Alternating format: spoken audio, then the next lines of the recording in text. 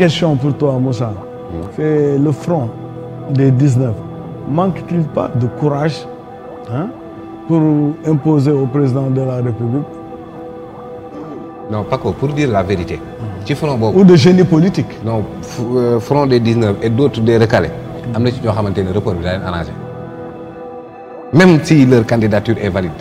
parce que dafa am ñoo xamante ne en fait ils n'ont pas préparé l'élection. Ils pensaient que voilà on va éliminer Ousmane Sonko et ils vont essayer de récupérer comme ça quoi l'électorat de Pastef.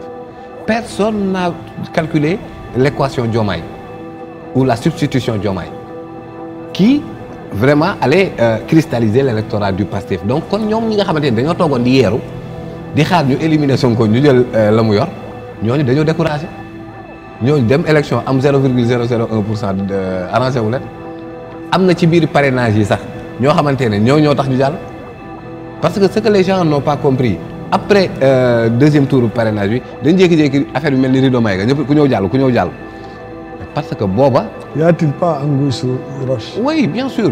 Les recalés qui avaient des parrainages qu'on leur avait dit que c'est valide mais motaloo leen ñoo jël sottil jële donc jàll nañ parrainage mais xam nañ ne bu ñu demee ci élection bi duñu am dara ñooñu tamit ñàkk ju courage de mais situation de report bi daf leen arrangé d'autres qui sont des recalés effectivement du coup on ne peut plus parler de l'opposition sénégalaise mais des oppositions sénégalaises selon les intérêts et même ñun ce qui nous intéresse c'est l'intérêt du Sénégal c'est appliquer les textes qui sont là Sénégal warul dem ci dëkk station boo xamante ne kenn xamul fan lañ jëm ak kañ la élection bi alors que loolu noonu ñi nga xamante ne ñooy waa ahlu report ni ma leen di woowee ñooñu dañoo nekk dans tout bord dañ nekk ci pouvoir bi nekk ci soi-disant opposition bi nekk ci sax biir candidat yi et d'ailleurs ñoom signé nañ benn date am na ñu ko signé wul pourquoi opposition bi yëpp def benn front uni am ñu beddeeku alors problème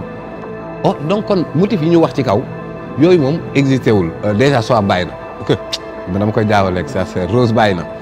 Wardini waaw bàyyi na mais moom it nañu xam ne bu bàyyee dafa bàyyi ci kii yom mais sa candidature elle est valide contrairement à la candidature de Karim Wade qui est invalide ñoom ñaar bokkuñu dañu ne le jour du scrutin mais ñu ngi apprécier pas le jour du scrutin mais le moment du dépôt attention le moment du dépôt la ñuy apprécier li nga leen jox est-ce que c'est conforme ak les 9 exigences de l'article L121 ak article 28 constitution. Dans ce cas, pourquoi la candidature de Rose? Merci.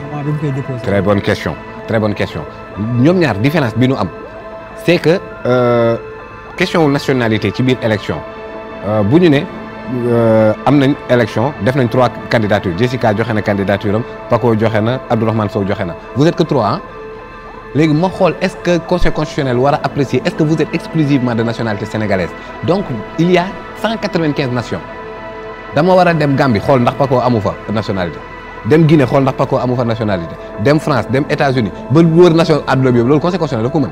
mais nag bu Paa Moussa mais ma ñëw rek ñi xam Rose demuñu France. pare gu ma bàyyil ma ñëw rek donc kon affaire bi du Rose la je parle de manière générale le conseil constitutionnel ne peut pas pour tous les candidats faire 195 nationalités pour voir l'exclusivité de la nationalité sénégalaise il peut pas sur le plan matériel le conseil ne peut pas faire ça donc qu'est-ce qu'il fait en lieu et place daf naan la waatal la déclaration sur l'honneur nga signé ko mu ne la présomption de bonne foi et il maintient sa candidature au moment il dit aux autres candidats si vous voulez contester ça je vous donne 48 heures si personne ne conteste malgré qu'il a une nationalité autre que celle sénégalaise s'il n'y a pas de contestation il passe dans l'affaire Karim Wade c'est parce qu'il y a eu contestation et s'il y a contestation pour preuve que le conseil ne peut pas évaluer le conseil ne va même pas chercher des preuves c'est le contestataire qui amène la preuve de sa contestation donc du caractère non exclusif de la nationalité sénégalaise c'est ce que Thierno Alassane a fait et il a prouvé et bien personne ne l'a fait pour Rose elle passe alors l'article 28 de la Constitution si par extraordinaire Madame Rose Wardini gagne présidente de la République Rose Wardini elle a une nationalité française elle a une nationalité sénégalaise et la Constitution dit que pour être président il faut être exclusivement de nationalité sénégalaise mais n'oublions pas que c'est ce même Conseil constitutionnel qui a laissé passer malgré qu'il n'avait pas de preuve de la nationalité sénégalaise, qui doit installer Rose Wardini en tant que présidente de la République. Avant de l'installer, avant l'installation, il faut déchoir de sa nationalité française pour se conformer à l'article 28 de la Constitution. Donc la candidature de Rose, effectivement, c'était une candidature valide.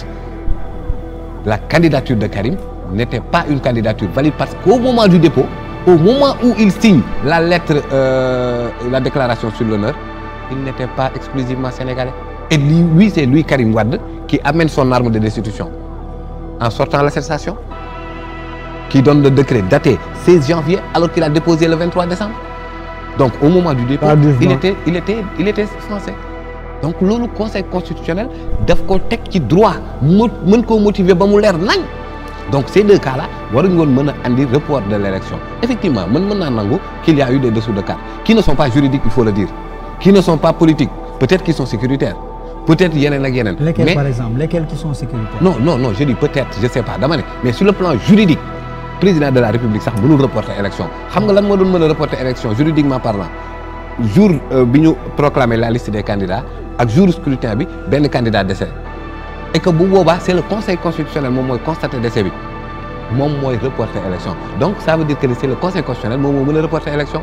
Conseil constitutionnel fu mu ñu tooñee ci mbir mi parce que Conseil constitutionnel tooñ nañu aussi mooy bi muy rejeter bi muy annuler le décret portant abrogation de la convocation du corps électoral ak di annuler la loi constitutionnelle mais daf cee boole loo xamante ne kenn laaju ko ci considérant fait bi Conseil constitutionnel lu ñu ko laaj xoolal ñu décret bi est-ce que c'est conforme à la constitution xoolal ñu loi constitutionnelle bi est-ce que c'est conforme à la constitution mais moom mu bàyyi loolu yooyu tontu na ci de tontu ci loo xamante ne kenn laaju ko ci considérant 20 bi en disant que ni le 25 février élection mënul am loolu kenn laaju ko personne ne lui a posé cette question alors mu ne dem acteurs yi dem leen waxtaani ngeen jàpp date dans les meilleurs délais mais le 25 moom mënul nekk mais loolu la président Macky Sall wax président Macky Sall daf ne le 25 mënul nekk kaay leen ñu waxtaan wuti date kon Conseil constitutionnel ci mbir mi dafa jox raison les requérants jox raison le président.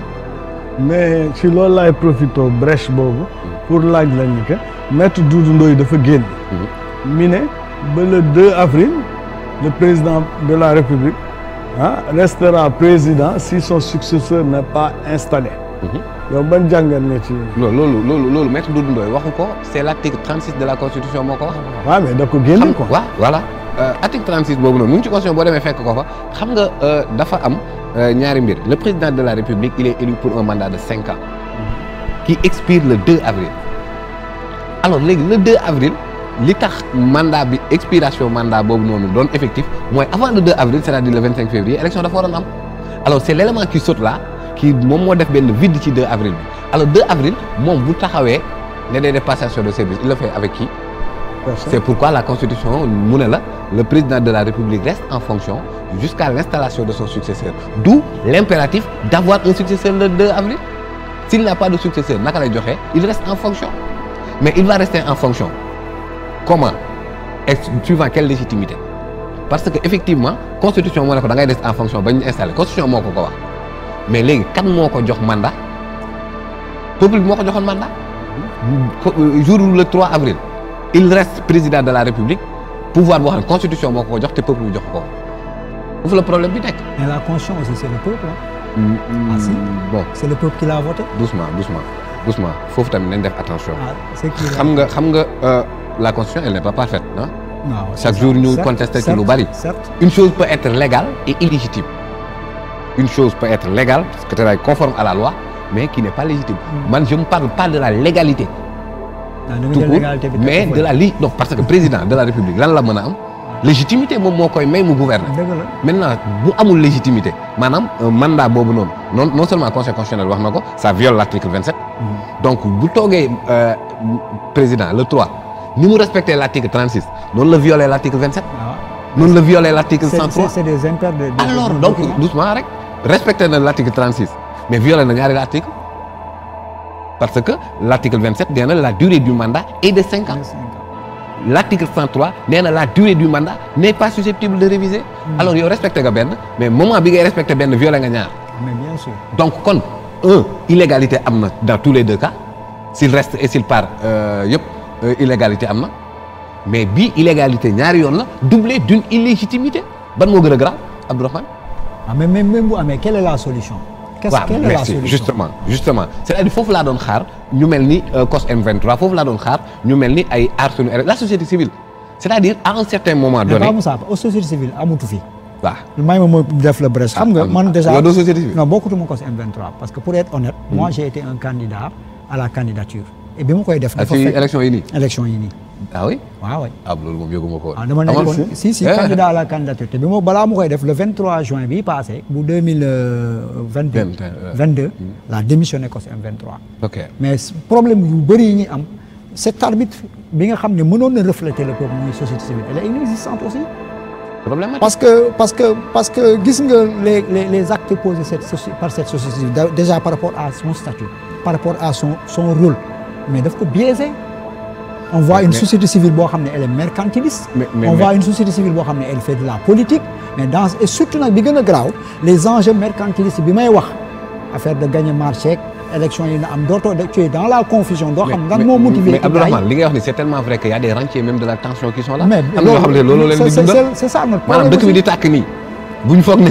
bu seetloo bi ñu am comme bu tàkkee Jessica du liggéey si Paco du liggéey si Abdourahmane ay kii mais am na si ñu siy dundoo. loolu mooy cooli nag. y a des rentiers de la tension yoo xamante ne loolu moom mooy def seen existence ci espace ñooñu nag bu ñuy jël mais léegi président Macky Sall man dama jàpp ne démarche bii mu jël non ça ne peut pas aboutir à une élection le 25 février. non c'est impossible loolu nit ñi waxoon nañ ko. non c'est impossible. alors mais donc comme cette démarche là après le 2 avril il ne peut pas y avoir de successeur. Parce que non. Attends. Alors c'est quoi le scénario actuel? Parce que concertation dit-on je vois Mamadou Lamine Diallo. Thione Niang après il va appeler Paco Jackson Thiam Paco vient au palais on concerte Jessica va venir Abdourahmane mais quand est-ce qu'on va en finir avec ça alors qu'on doit aller aux élections pour avoir un successeur le 2 avril il veut se concerter avec qui avec tout le Sénégal mais attendez Mamadou Lamine Diallo d'accord c'est un candidat ok avec les 19 candidats mais on consulte d'autres mais ces consultations là vont prendre fin quand est-ce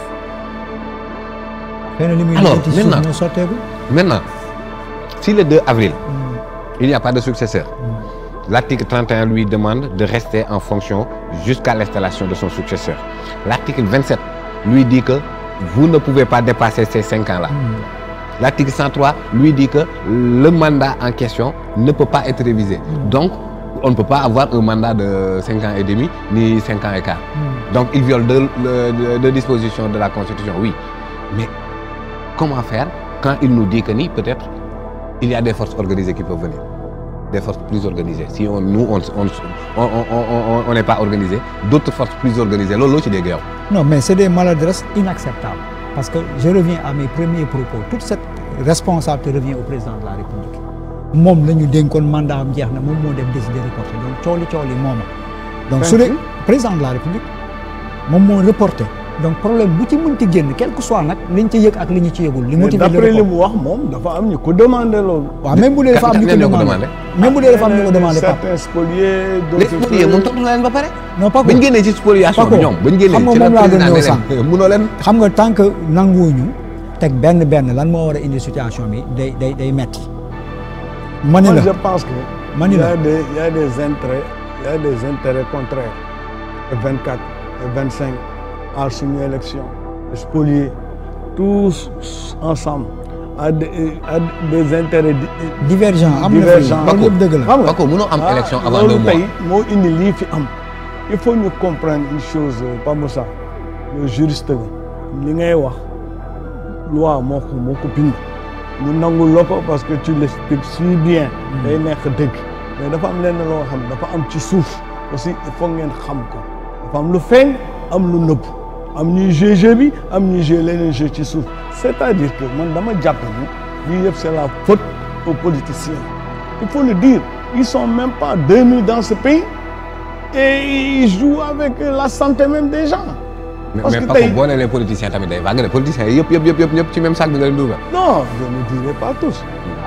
le Sénégal a toujours eu des grands hommes. léegi langage de vérité bi ñu mën a comprendre. su ma nee aux politiciens mooy les politiciens yi jaay xorom yi jaay beñe yi jaay dugub. mais yéen a ngi attaqué ñi jógee ci Benno mais tamit la vérité historique recommande une chose par exemple ku mel ni Aly Ngouille Ndiaye moom dafa teel a wane ambition am de bokk ci 2024 parce que bu ñu fàtte ne moom candidat la woon 2012 président Macky Sall ñëw ne ko mu jàppale ko moom mu retirer sa candidature ne ko dama lay jàppale mais boo paree nag man candidat la. mais ça donc ne disculpe pas. non doucement rek non wax ma disculper. mais 2019 ba mu àndee ak président ba pare daf ne moom 2024 candidat la ba pare nag ne ko yow mënoo doon candidat parce que mënoo def 3 mandats.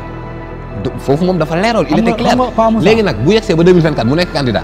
loolu tamit c'est du surprenant. loolu c'est un contrat privé entre lui et le président. non qui nous engage pas.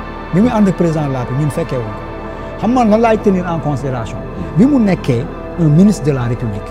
voilà ça c'est une autre acte yi mu posé en tant que ministre mais li ñuy jiñ Antoine Diome nii mais moom lañ doon jiñ Aly Ngouille Ndiaye